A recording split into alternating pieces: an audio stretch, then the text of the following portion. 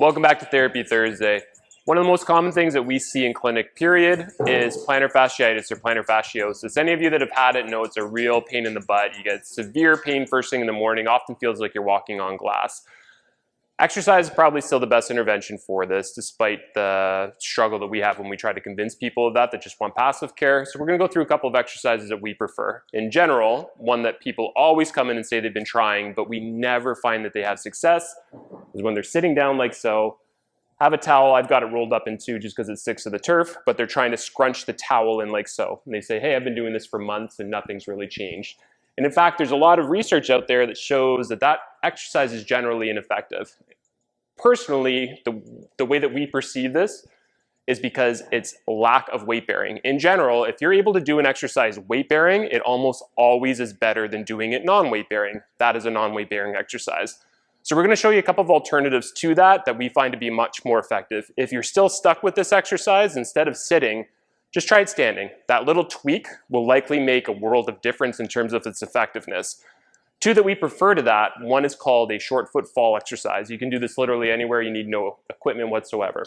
So you're just going to stand parallel like so.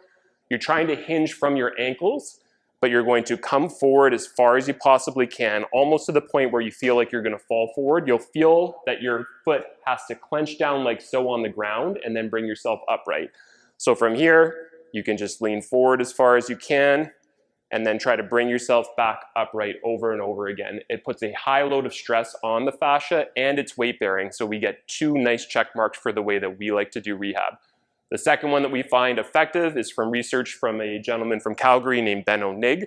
With this exercise, you're going to utilize something called the windlass mechanism of the plantar fascia. It's a fancy term just to say that it spans not just your foot, but also your toes and your calf. So we're going to incorporate all three of those.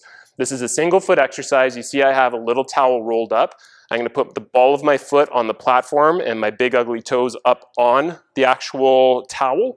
You can hang on to something for support. You're going to go full range, so allow your ankle to come all the way down as low as it'll allow. Drive down on the ball of your foot. Your toes will passively flex, but it's essentially doing a high load single leg calf raise.